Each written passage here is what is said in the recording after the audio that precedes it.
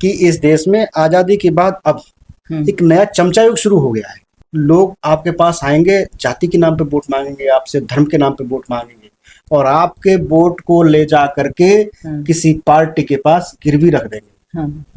Vote का मतलब लोग होता है, जहाँ जितना संगठन जिसका भारी हो जाएगा उतने वोट बढ़ जाएंगे उसमें। लेकिन मैंने ये देखा है कि अगर कोई भी बंदा नई पार्टी बना रहा है, लोग उसके पास नहीं जाना चाहते। उनको जो पुरानी पार्टियां हैं, भले ही उनके लिए कोई काम हो रहा है या नहीं हो रहा है, वो वही उसी से चिपके रहना चाहते हैं। बहन जी की सरकार बनी, बीएसपी की गवर्नमेंट बनी, 4 बार बहन जी मुख्यमंत्री रही, आज शायद एक ही विधायक रह गया 2022 के चुनाव में, एक ही रह तो गया। अगर किसी का वोट जो है किसी की बपौती होता तो बहन जी मायावती बिल्कुल जो है हाशिए पर न चली जाती स्टेट गवर्नमेंट में। दुनिया के हालात पे बात करें, जैसे कि आप देख रहे हैं कि अमेरिका, ईरान, इन सब में क्या हो रहा है। हमारे यहाँ भी गैस और तेल कम होने लगा है। तो ये हिटलर शाही अमेरिका की जो इस तरह से है, इस पर कोई लगाम लगाने की कोई तरकीब है या ऐसे ही ये बेलगाम रहेगा अमेरिका? लेकिन अमेरिका को कितना चाहिए? उसने इराक बर्बाद कर दिया, वेनेजुएला के प्रधानमंत्री को पकड़ के ले गए। तो कुछ तो कहीं पर किसी चीज पर लगाम होना चाहिए ना, चाहे इंटरनेशनल कोर्ट हो, चाहे यूएन हो, कुछ तो होना चाहिए। कुछ भी तो नहीं है, उसको क्यों चाहिए सबका? जी, बदमाशी है सीधी सीधी। अच्छा, अमेरिका की जितनी जीडीपी है उससे आधी जीडीपी चाइना की है और बाकी सब बहुत नीचे है। अगर हम भारत की बात करें तो भारत से लगभग 18 गुनी जीडीपी है चाइना की। जो इराक का हश्र हुआ वही ईरान का हश्र हुआ होता अगर ईरान के पास न्यूक्लियर प्रोजेक्ट ना होता, उस पर काम ना कर रहे होते, क्योंकि न्यूक्लियर की वजह से बड़ा डिटरेंस होता है। अच्छा, ये चलता रहा तो फिर इंडिया पर इसका क्या फर्क पड़ेगा? तेल, गैस, ये सारी चीजें, गाड़ियां बंद हो जाएंगी, सबके पास इलेक्ट्रिक तो है नहीं चीजें। तो क्या इसका समाधान फिर कैसे होगा? कहाँ से तेल लेगा? उसी पर हम बात चल हॉर्मुज पे। हाँ, उसी बात चल भारत बहुत बड़ी मात्रा में ईरान से तेल लेता था। हाँ, अभी अमेरिका के दबाव में, पता नहीं कौन सा दबाव है मोदी जी के ऊपर, हाँ, वो पता नहीं। 2019 से दबाव है उनपे। उन्होंने जो चाहवार पोर्ट था इंडिया को दिया था ईरान ने, वो उन्होंने छोड़ दिया मोदी जी ने अमेरिका के दबाव में। दूसरा, ईरान से तेल खरीदना बंद कर दिया। ईरान ने तो बहुत काम किया भारत के लिए। ईरान ने तो तेल के रास्ते एक ऐसा समझ लिए उधार तेल दिया भारत के लिए। अगर हम तो विश्व गुरु कैसे हैं फिर? कहते हैं इंडिया विश्व गुरु बन गया। जिस देश में हर 50-100 किलोमीटर पे एक नया देवी देवता खोज लिया जाए, तो कुछ छोटी मोटी खोज समझ रहे हैं आप? ये विश्व गुरु से कम थोड़ा ही है कोई।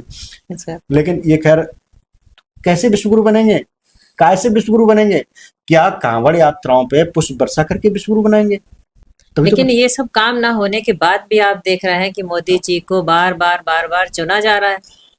भाई, अगर जनता उन्हें पसंद नहीं कर रही है तो वो कैसे चुने जाते हैं? प्रधानमंत्री चुने जाते हैं। आप ये देखो, तीसरी बार रिपीट हो चुकी है बीजेपी उत्तर प्रदेश में।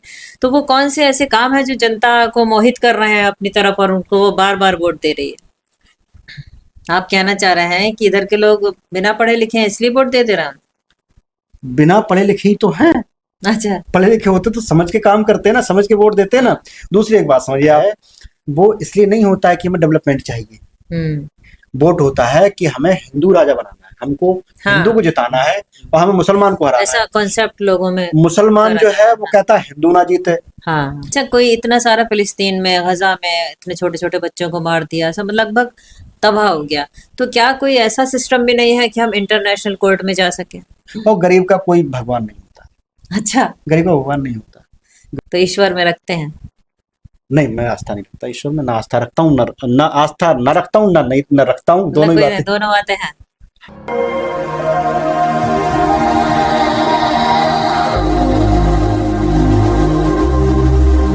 आज के पॉडकास्ट में आप सभी का बहुत बहुत स्वागत है। हमारे साथ हैं रोहताश कश्यप जी।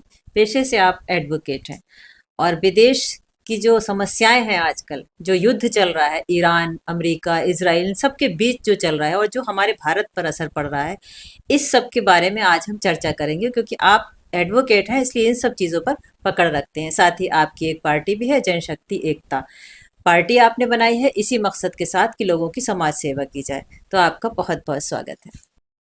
दुनिया के हालात पे बात करें, जैसे कि आप देख रहे हैं कि अमेरिका, ईरान, इन सब में क्या हो रहा है। हमारे यहाँ भी गैस और तेल कम होने लगा है।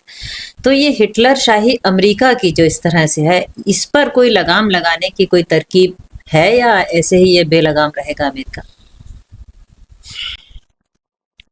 देखिए, अगर हम बात अमेरिका की करें हम्म तो अमेरिका को आजाद हुए हम्म आज लगभग 200 वर्ष हो चुके हैं। हम्म अमेरिका को आजाद हुए लगभग 200 वर्ष हो चुके हैं। और अमेरिका के जो मूल निवासी थे, जो वहाँ के रहने वाले थे, वो लोग थे रेड इंडियंस। अच्छा। उनको रेड इंडियंस बोलते थे। तो अमेरिका में जितनी भी आबादी है वो ओरिजिनल अमेरिका की नहीं, सब माइग्रेटेड है। व्यापारी वर्ग के लोग हैं वहाँ पे, सामंतवादी लोग हैं, सब बाहर से आके। अमेरिका बहुत बड़ी ज्योग्राफिकल जो है, उसकी ज्योग्राफी बहुत बड़ी है, बहुत बड़ा देश है अमेरिका। और वहाँ पे माइग्रेटेड बहुत लोग, वहाँ के मूल निवासी तो उन्होंने मार के भगा दिया। आदिवासी स्थिति में होंगे आज वहाँ पे वो लोग, रेड इंडियंस। क्योंकि देश सबसे पहले आजाद हो गया, मतलब बहुत पहले आजाद हो गया, आज से 200 साल लगभग होने जा रहे हैं अमेरिका को आजाद हुए। तो उसके पास बहुत सारे संसाधन मौजूद हैं। आज पूरे विश्व में सबसे ज्यादा संपदा उसके पास है। सबसे बड़ी जीडीपी अमेरिका की है। सबसे ज्यादा उसके पास जो है, मान लीजिए आर्मरी है, उसके पास आर्मी है, उसके पास एयरफोर्स सबसे बेहतर है, उसके पास नेवी सबसे बेहतर है, और जिसके पास ताकत है। ये सब ताकत का प्रतीक है, ठीक है। लेकिन ताकत हमेशा किसी के पास रहती नहीं है। सिकंदर जैसे लोग जो है पूरा विश्व विजय का सपना लेकर के वापस जाते वक्त मर गए। हाँ बिल्कुल। ठीक है, तो एक वक्त आएगा थोड़ा सा, वो कभी भी हो सकता है। जैसे मान लीजिए मामला चल रहा है सिख बंटवार का, जो ये स्थिति बंटवार की हो सकती है। हाँ। जो ईरान और इजराइल का जो युद्ध चल रहा है, ये वर्ल्ड वार की स्थिति हो सकती है। ऐसा नहीं, एक्सपर्ट्स को मैं कई बार सुनता हूँ तो कहते हैं पॉसिबिलिटी है 15 से 20% ये वर्ल्ड वार में कन्वर्ट हो जाए। अगर ये वर्ल्ड वार में कन्वर्ट हुआ और किसी वजह से अमेरिका हार गया चुनाव, अमेरिका ये जो है लड़ाई हार गया, तो क्या होगा फिर? अमेरिका तो चला ही जाएगा, खत्म हो जाएगा ना अमेरिका। हाँ। खत्म से मतलब उसकी सुप्रीमेसी खत्म हो जाएगी। हाँ। उसकी जो यहाँ पे भी तानाशाही, जैसे आपने कहा, तानाशाही खत्म हो जाएगी। हाँ। और एक बात मैं आपको बता दूं, हम आदिम युग से अगर देखें, हमारे थोड़ा सा हम उसमें चलते हैं, मतलब आदिम युग में चलते हैं, थोड़ा वापस चलते हैं, हम पीछे चलते हैं जी। सारी जीव जगत में जितने भी जीव मौजूद हैं, उनका जो लड़ाई झगड़ा है, उनके जो भी युद्ध होते हैं, उनके जो भी उनमें काउंटर्स होते हैं, वो सारे रिसोर्सेज को लेकर के होते हैं। हाँ, तेल की लड़ाई है यहाँ तेल रिसोर्स है। क्योंकि ईरान के पास दुनिया का 30% रिजर्व है, बल्कि और ज्यादा होगा उससे। तो उस 30% के लिए झगड़ा है। और दुनिया को ऊर्जा चाहिए, एनर्जी चाहिए। बगैर एनर्जी के ना गाड़ियां चलेंगी, ना हवाई जहाज चलेंगे, और कुछ नहीं चलेगा। तो एनर्जी एक ऐसा सोर्स है जिसके बगैर सब ठप हो जाएगा, सब बंद हो जाएगा। लेकिन अमेरिका को कितना चाहिए? उसने इराक बर्बाद कर दिया, वेनेजुएला के प्रधानमंत्री को पकड़ के ले गए। तो कुछ तो कहीं पर किसी चीज पर लगाम होना चाहिए ना, चाहे इंटरनेशनल कोर्ट हो, चाहे यूएन हो, कुछ तो होना चाहिए। कुछ भी तो नहीं है, उसको क्यों चाहिए सबका? जी, बदमाशी है सीधी सीधी। मैं बता रहा हूँ आपको, देखिए हम एशिया में रहते हैं, ईरान भी एशिया में है, ईरान एशिया में है, और एशिया में एक ऐसा कंट्री है जो अमेरिका को सुपरसीड कर सकता है इन फ्यूचर, आने वाले 10-15 वर्षों में। वो है चाइना। ठीक है, अब काउंटर चाइना है, ढूंढ रहे हैं आप? नहीं, चाइना काउंटर है अमेरिका। हाँ। अमेरिका को चाइना सुपरसीड कर जाएगा 10-15 वर्षों में। मुझे नहीं पता कि मतलब जो है, मैं सच कह रहा हूँ गलत कह रहा हूँ, लेकिन वो पॉसिबिलिटी लग रही है। पॉसिबिलिटी कैसे लग रही है? मेरे पास उसके ना वो फैक्ट्स हैं, मैं बता रहा हूँ आपको। अमेरिका की जीडीपी से आधी जीडीपी अमेरिका की जीडीपी से आधी जीडीपी चाइना की है।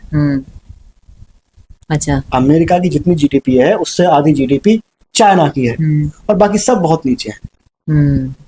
अगर हम भारत की बात करें तो भारत से लगभग 18 गुनी जीडीपी है चाइना की। मैन्युफैक्चरर कंट्री है भाई। चाइना की जीडीपी अमेरिका से आधी जीडीपी है। और जिस रफ्तार से चाइना आगे बढ़ रहा है, अमेरिका जो काम कर रहा है, चाइना किसी युद्ध में तो पड़ता नहीं है ना। अभी तो पड़ा नहीं किसी युद्ध में, बैक से सपोर्ट कर दे। हाँ। फ्रंट वॉर में नहीं है चाइना। हाँ। जब चाइना फ्रंट वॉर में नहीं है तो उसके रिसोर्सेज तो नहीं लगे हैं। हाँ। उसकी गुडविल भी तो नहीं लगी है। हाँ। सब कुछ वैसे ही है जैसा था उसका, जैसा था वैसे ही था। भाई बैक से कह दिया भाई कि तुम हमें सपोर्ट कर दी, इसी सपोर्ट बैक से सपोर्ट कर रहा। अगर चाइना शांति से अपना काम करता रहा, चाइना कॉन्फ्लिक्ट में भी नहीं उलझना चाहता, हालांकि भारत से अक्सर जो है उसके साथ भी होता रहता है, क्योंकि अब अच्छा ये अलग पॉलिटिक्स है, इसमें जाएंगे तो अलग विषय में चले जाएंगे। हाँ, इसलिए हम वही चूंकि रही है। अमेरिका और यहाँ की बात हाँ। करते हैं, जब चाइना अमेरिका को सुपरसीड कर जाएगा तो चाइना को अपनी सुप्रीमेसी, अमेरिका को अपनी सुप्रीमेसी बचानी कि नहीं बचानी पड़ेगी। हाँ। जब सुप्रीमेसी बचानी है, सारा झगड़ा सुप्रीमेसी बचाने का है। हाँ। उसे यहाँ पर अव्यवस्था फैला करके चाइना को रोकना है। अच्छा। अब आपको चाइना कैसे रुकेगा यहाँ पे? हाँ। चाइना का क्या मतलब है भाई? अमेरिका के पास कितने कंज्यूमर हैं? हाँ। अमेरिका के पास जितने कंज्यूमर हैं वो अपने लिए पर्याप्त मटेरियल बनाता है। अमेरिका पर्याप्त मटेरियल बनाता है, जरूरत भर का सारा मटेरियल उसके पास है। ठीक है भाई कुछ हमारे यहाँ से अनाज वगैरह कुछ जाते होंगे, बाकी टेक्नोलॉजी उसके पास है। उसके पास जो है टेक्नोलॉजी के अलावा उसके पास जो है बाकी मतलब ये आपके खाने पीने की सारी चीज उसके पास है सारे रिसोर्सेज उसके पास। तो चाइना अमेरिका पर तो कोई फर्क पड़ता नहीं है, कुछ आए या ना जाए, है उसका अपना सब कुछ। उसके पास तेल के रिजर्व भी अपने मौजूद है उसके पास, तो सबके हड़प लिए उसने, उसके पास है मौजूद। अब चूंकि चाइना बड़ा मैन्युफैक्चरर है और चाइना कितना भी प्रोडक्शन कर ले, बेचेगा कहाँ? बेचेगा कहाँ फिर? बेचेगा कहाँ? बेचेगा एशिया में, और एशिया में सबसे बड़े जो अभी जो आपके कंज्यूमर्स हैं एशिया और अफ्रीका में है। अच्छा। अफ्रीका में हम देखें तो अफ्रीका में जो है वो कंज्यूमर्स अब जो नई आबादी बढ़ के आ रही है वो अफ्रीका कॉन्टिनेंट में बढ़ रही है बहुत ज्यादा। अच्छा।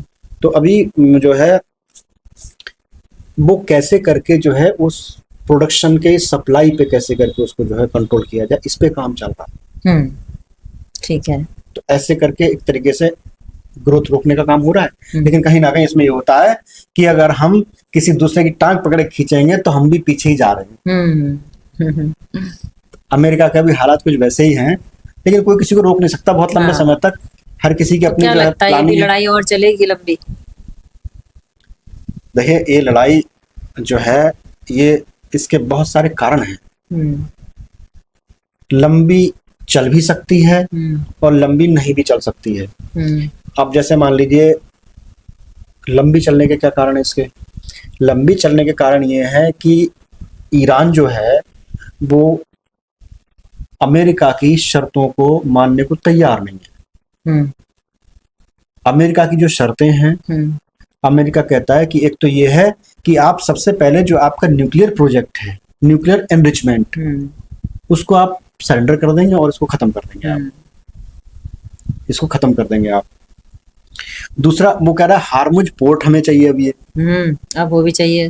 हार्मुज पोर्ट का कंट्रोल हमको चाहिए। अच्छा ईरान क्यों देगा? ईरान जो आज बचा हुआ है वो केवल अपने न्यूक्लियर वाले प्रोजेक्ट की वजह से बचा हुआ है, नहीं तो ईरान के जो हालात हैं वो आपके जो उससे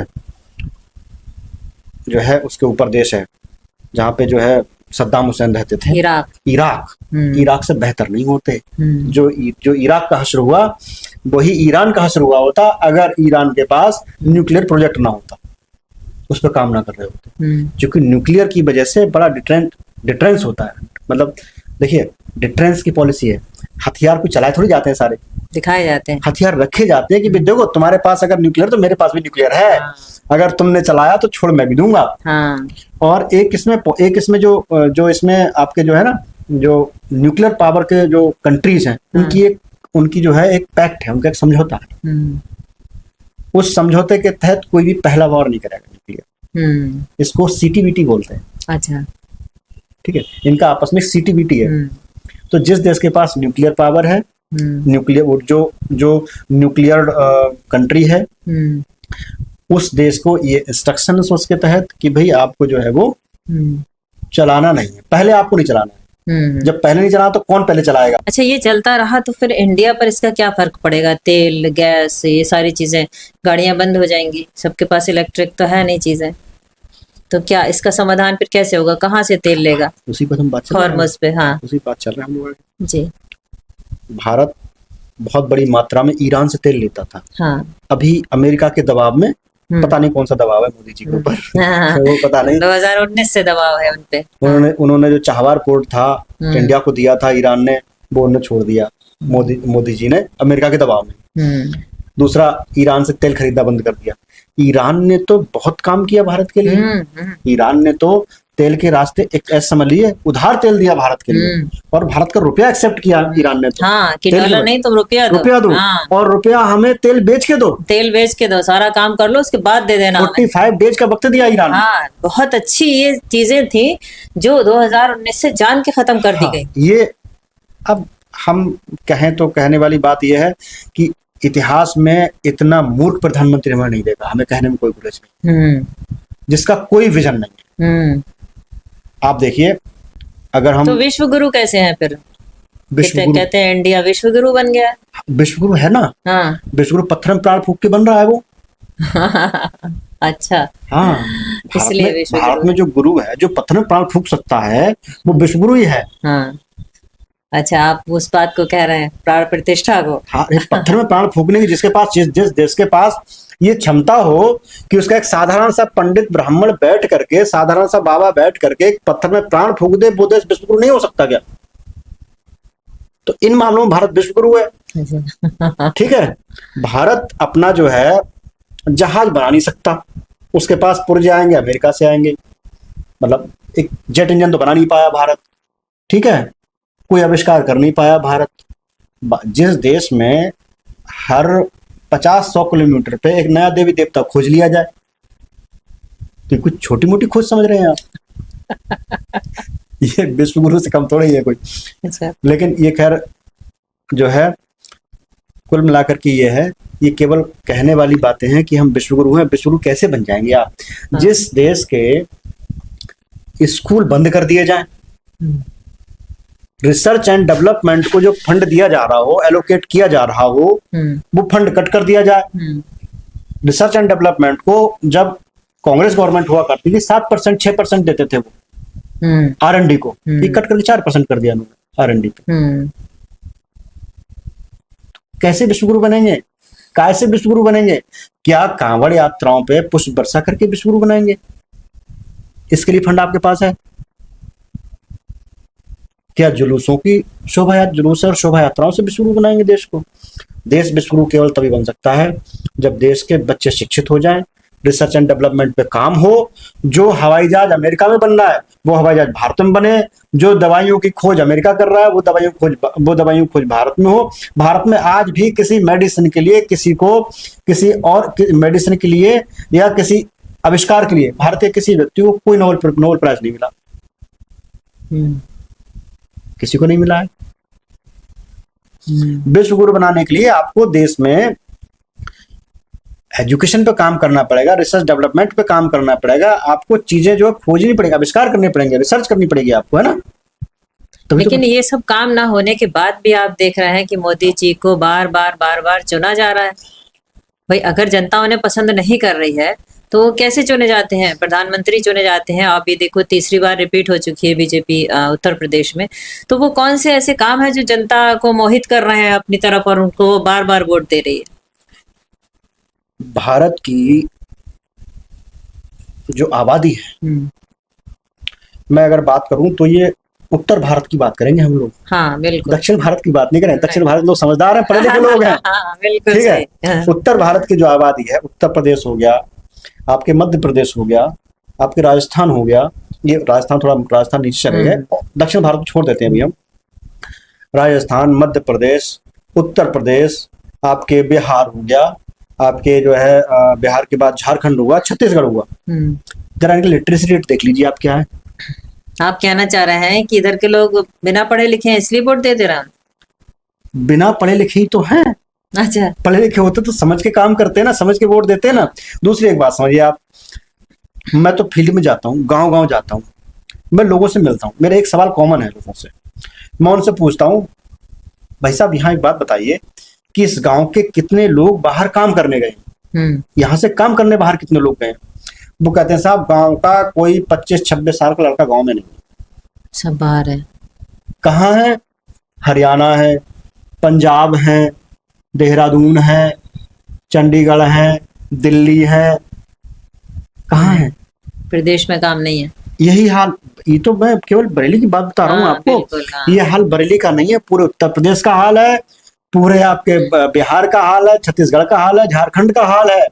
आप अगर स्टेशन पे चले जाइए, रेलवे स्टेशन पे, और जाके देखिए ऐसी कोई ट्रेन मिल जाए जिसके जनरल डिब्बे में बिहारी, छत्तीसगढ़, झारखंड का व्यक्ति, इधर इधर आपके जो है दिल्ली, पंजाब, हरियाणा, चंडीगढ़, मुंबई, महाराष्ट्र काम करने ना जा रहा हो तो मुझे बता दीजिए आप। ट्रेनों के जनरल डिब्बे में सब बिहारी मिलेंगे भरे हुए आपको, छत्तीसगढ़, झारखंड के। तो ये लोग तो ऐसे लोग को चुनेंगे जो लोग पत्थर में प्राण प्रतिष्ठा करते हैं भाई, जिसे पता ही नहीं है ना। वो धर्म की आस्था है अपनी अलग अलग। जब राजा विकास के मुद्दों की बात छोड़ करके धर्म की बात करने लगे तो धार्मिक लोग तो उसकी बात सुनेंगे ही ना। और धर्म जो है वो दोधारी तलवार है। धर्म दोधारी तलवार है जी। धर्म को अगर आपने ठीक से समझ लिया तो ये आपको उन्नति की ओर ले जाएगा, आपके जीवन को बहुत श्रेष्ठ बना देगा। ठीक है। और अगर आपने इसको ठीक से नहीं समझा तो ये आपको ऐसा गिराएगा, ऐसा गिराएगा, ऐसा गिराएगा। 3 बार शब्द इसलिए बोल रहा हूं कि आपकी पीढ़ियां भी नहीं उठ खड़ी हो पाएंगी। आप कहना चाह रहे हैं कि जो बीजेपी कर रही है वो धर्म की आड़ लेके राजनीति कर रही है, ऐसा? हाँ, बिल्कुल ऐसा ही तो है। प्रदेश का मुख्यमंत्री अगर श्री राम के मंच से नारे लगा रहा है, जय श्री राम कर रहा है प्रदेश का मुख्यमंत्री, और जो अपने प्रदेश के लिए उपलब्धि मानता है कि हमने साहब जो है बनारस कॉरिडोर बना दिया, हम बरेली में नाथ नगरी डेवलप कर रहे हैं, बरेली को नाथ नगरी के रूप में डेवलप कर रहे हैं, हमने बनारस बरेली को जोड़ दिया, हमने राम मंदिर बनवा दिया। हम ये कह रहे हैं साहब आपने राम मंदिर बनवा दिया, आपने बनारस कॉरिडोर बनवा दिया, उस कॉरिडोर बनने में कितने गरीबों के मकान गए, कितनों का व्यापार चौपट हो गया, और उससे जो है आपके प्रदेश में राजस्व कितना प्राप्त हुआ, उससे लोगों के जीवन में कितनी उन्नति हुई, उससे आपने उनके लिए क्या किया, कितनी यूनिवर्सिटियां बना दी, कितने मेडिकल कॉलेज बना दिए, ये आप बात ठीक है, कितने स्कूल बना दिए। हाँ बिल्कुल। जैसे कोरोना हुआ था तो कोरोना में लाशें गंगा में बहती देखी गई, उसके जस्ट बाद इलेक्शन हुआ, फिर बीजेपी आई। हाँ तो लोगों की समझ में चीजें नहीं आती, या क्या है, या कुछ और तरीका है जीतने का? मैंने बता तो आपको, धर्म दोधारी तलवार है। वोट जो होता है वो इसलिए नहीं होता है कि हमें डेवलपमेंट चाहिए, वोट होता है कि हमें हिंदू राजा बनाना है, हमको हिंदू को जिताना है और हमें मुसलमान को हराना है। ऐसा कॉन्सेप्ट लोगों में, मुसलमान जो है वो कहता है हिंदू ना जीते। हाँ। तो ये एक ऐसी सिचुएशन पैदा हो गई है, मतलब इतनी ज्यादा डिस्पैरिटी हो गई है, इतनी ज्यादा जो है आपस में मतलब इतना ज्यादा अंतर हो गया है कि मुस्लिम जहां जहां बाहुल्य है उतने अनुपात में नहीं है कि कोई दूसरा जीत जाए, वो सारे मिलके वोट भी डाल दें, और हिंदू इकट्ठा होकर हिंदू को वोट कर देता है। तो ये देश डिवीजन की राजनीति पे काम कर रहा है, विभाजन पे काम कर रहे हैं लोग। ये कह रहे हैं बांटो और राज करो, वही नीति जो अंग्रेजों में की। अंग्रेजों वाला राज आ गया, अंग्रेजों का नहीं राज है ये। गोरे चले गए, ये नए आ गए सफेद चोगा पहन के।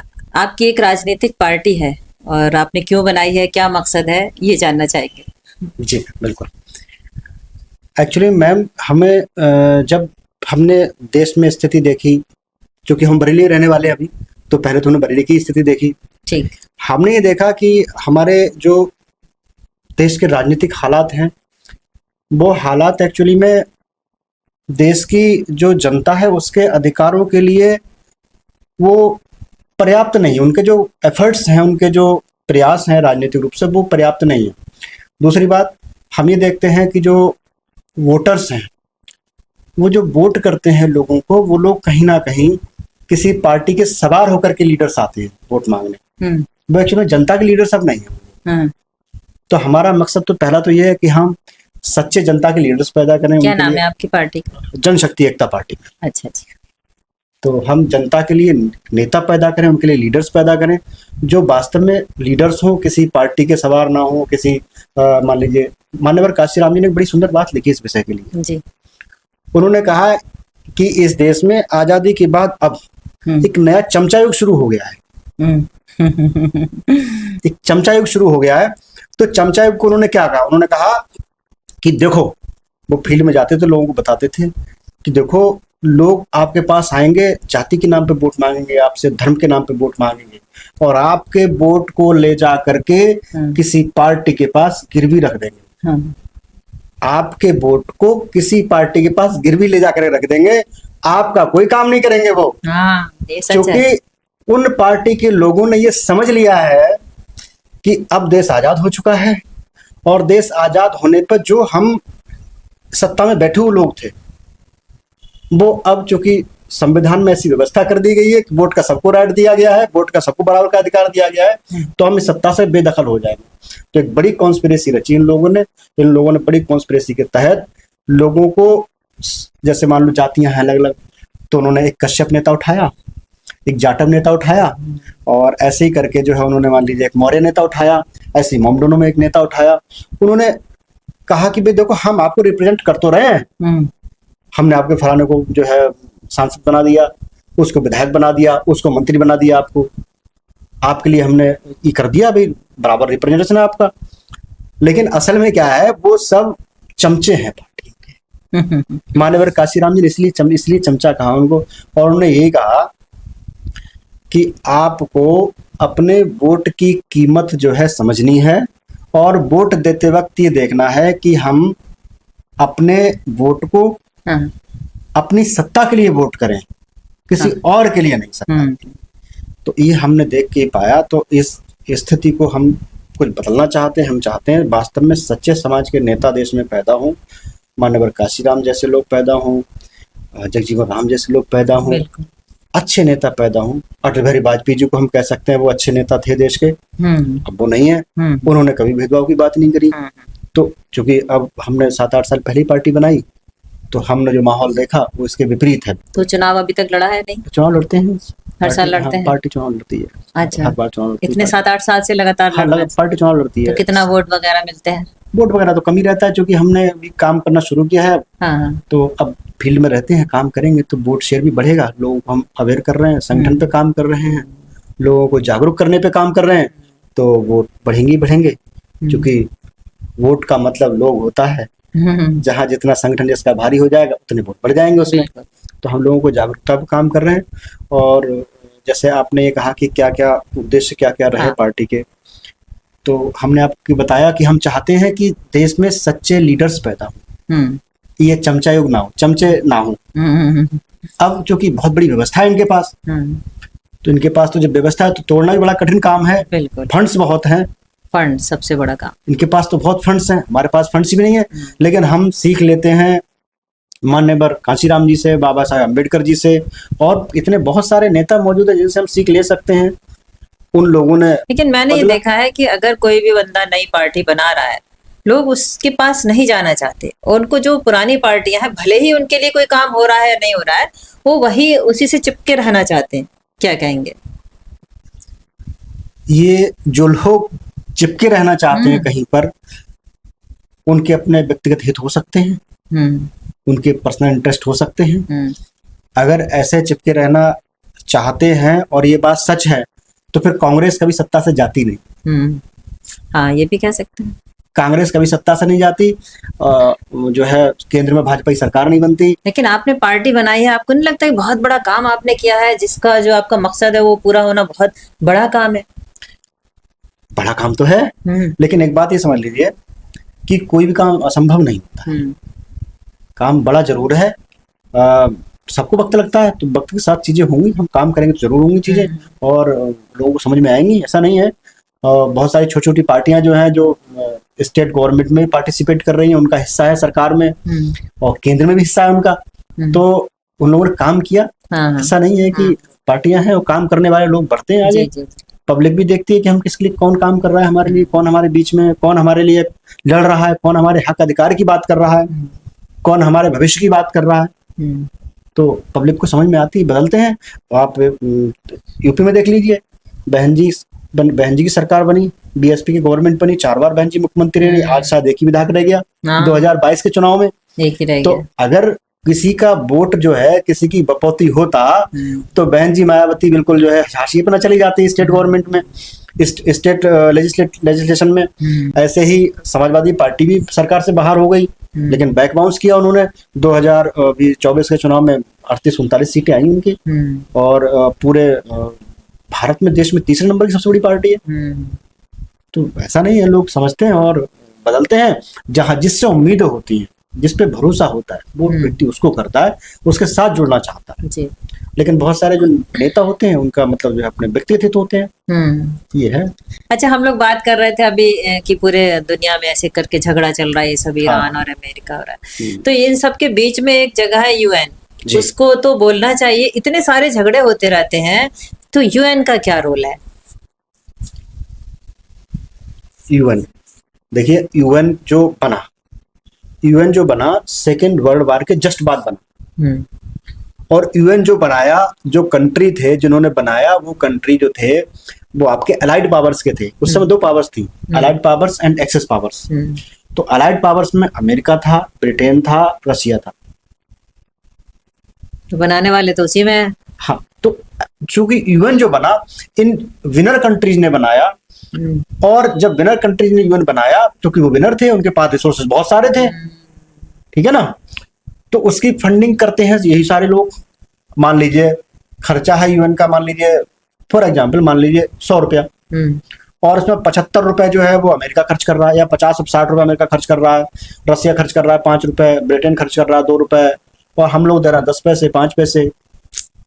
तो कुत्ता जिसकी खाएगा उसको गुर्राएगा क्या? तो बेकार है उसका बनाना, मुझे तो नहीं दिखता उसका रोल कहीं पे।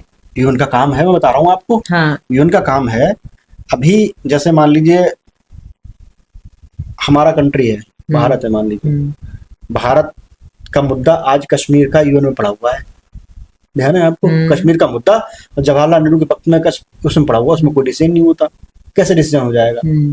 उसका कोई डिसीजन नहीं हुआ। तो यूएन का काम इतना सा है कि आप हमारे पास आओ, बैठो आराम से, अपनी बात कहो, चले जाओ, हमारा जो मन होगा हम वो करेंगे। अच्छा।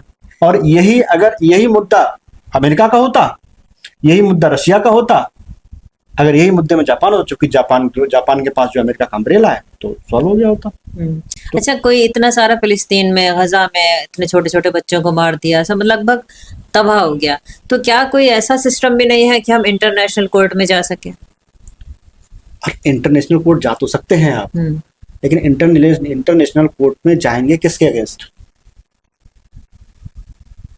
जिसने करा है सब इजराइल ने खत्म कर दिया, इजराइल के खिलाफ जाना चाहिए इंटरनेशनल कोर्ट। इजराइल के खिलाफ जाना चाहिए इंटरनेशनल कोर्ट, जाना चाहिए, जाएंगे इंटरनेशनल कोर्ट, कुछ ना कुछ तो करेगा उसमें, लेकिन मुझे कुछ लगता नहीं बहुत ज्यादा कुछ आउटकम आएगा उसमें, क्योंकि इंटरनेशनल कोर्ट का काम है जो उनके सामने जो मुकदमे आए।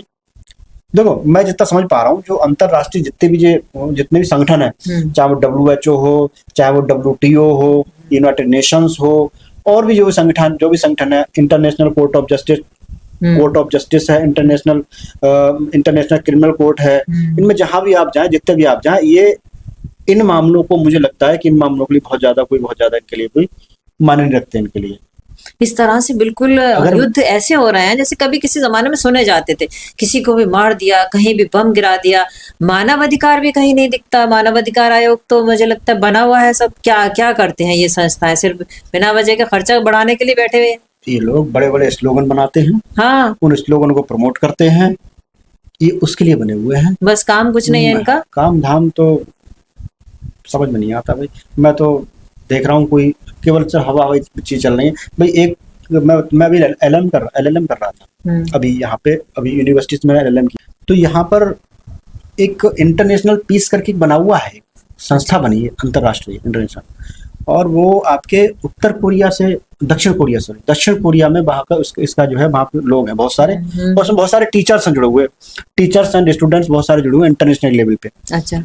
वो लोग एक मूवमेंट चलाते हैं कि भाई हमको इंटरनेशनली पीस इस्टेब्लिश करनी है, और हम लोगों को जो है बहुत सारे प्रोग्राम करते हैं। मैंने भी कई बार उसमें, मेरा भी एक प्रेजेंटेशन था, मैंने प्रेजेंट किया उसमें। तो जो लोग ये मूवमेंट चला रहे हैं ह्यूमन राइट्स के किसी भी मूवमेंट को जब तक शीर्ष के लोग नहीं चलाएंगे, जो ऊंचे शिखर पे लोग बैठे हुए हैं वो नहीं चलाएंगे। उन मूवमेंटों का कोई बहुत ज्यादा आउटकम नहीं आने वाला, उनका कोई बहुत ज्यादा परिणाम नहीं आने वाला है, क्योंकि जो मूवमेंट चलाते हैं वो लोग हैं जो पीड़ित लोग हैं। उनके साथ जो है शोषण हुआ, उनके साथ शोषण हुआ है, या उनके आसपास के लोग हैं उन्होंने देखा कि भाई उन्हें देखा कि इनके साथ जो है कुछ इनके ह्यूमन राइट वायलेट हुए, इनके ह्यूमन राइट्स हैम्पर हुए, तो वो लोग उनके साथ जुड़ के मूवमेंट चलाते हैं।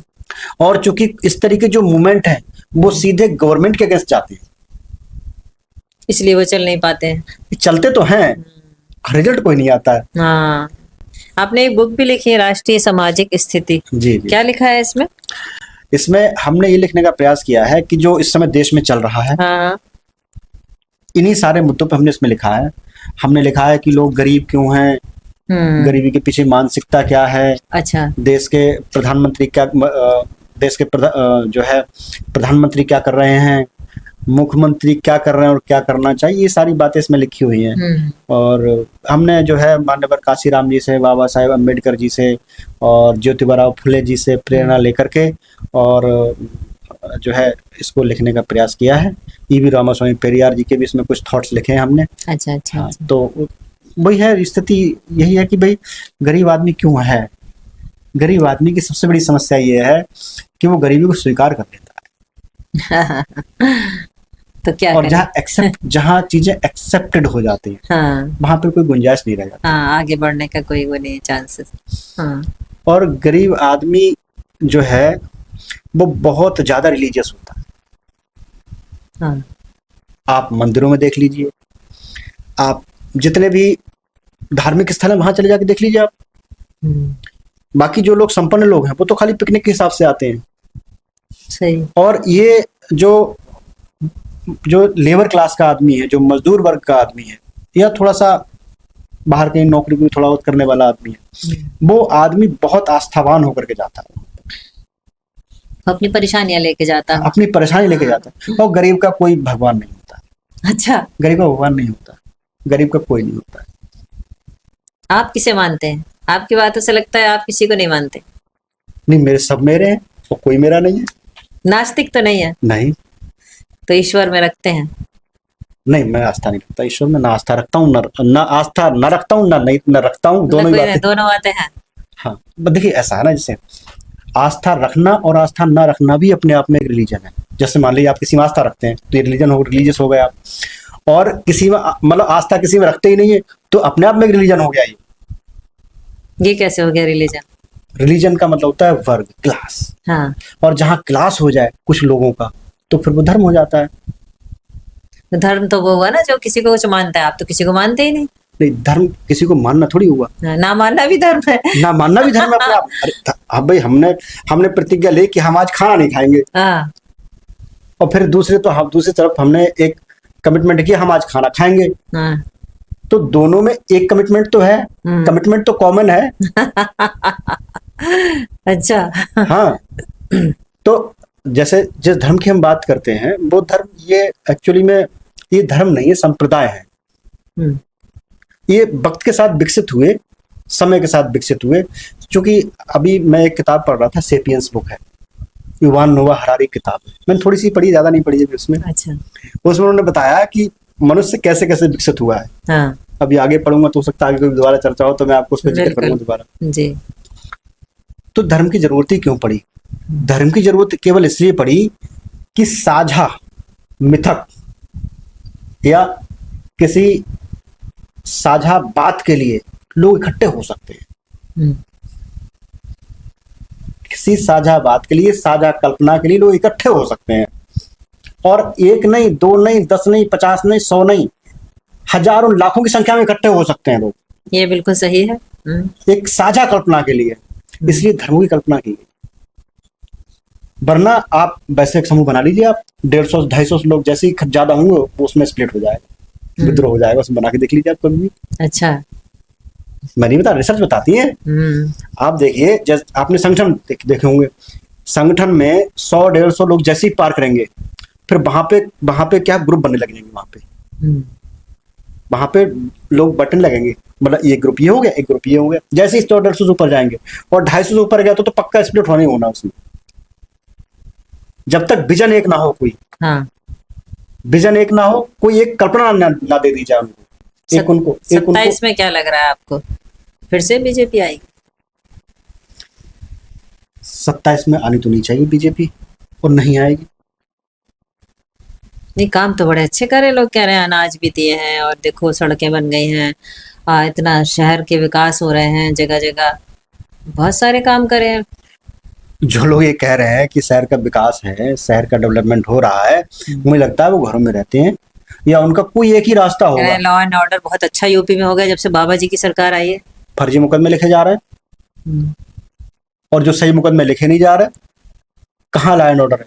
आप भी मान लीजिए एक घटना घटी, हाँ, वो थाने गया, आपने थाने में डरा धमका के समझौता करा दिया, क्राइम ऑन रिकॉर्ड आया? नहीं आया ना। हाँ, तो क्राइम तो हुआ ना, इसका मतलब थोड़ी क्राइम खत्म हो गया। दूसरी बात, आपने एफआईआर नहीं लिखी, भगा दिया, 4 चक्कर उसने लगाए, मुकदमा लिखा ही नहीं गया, रिकॉर्ड में आया ही नहीं, एनसीआरबी के रिकॉर्ड में नहीं आया, तो क्राइम कम हो गया। क्राइम नहीं हुआ। कहाँ कम है? क्राइम बहुत बढ़ गया है। हाँ, क्राइम कम नहीं हुआ, क्राइम बढ़ा है।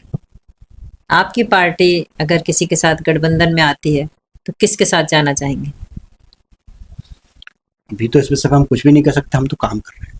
अच्छा, जनता, लोग, जो जनता है वो देख लेगी कि क्या करना है। हम ऐसे इसमें किसी के साथ जाने ना जाने की तो अभी तो कोई मंशा ऐसी है नहीं, हम अपना काम कर रहे हैं। हम तो मान्यवर ये- काशीराम जी के जी, जी। चिन्हों पे चलने का काम कर रहे जो सारी पार्टियां हैं, क्या आपको लगता है कि बिना पैसे के चलती हैं, या हर पार्टी या हर कैंडिडेट सिर्फ पैसे से जीतता है और पार्टियां, सरकारें सिर्फ पैसों से चलती हैं?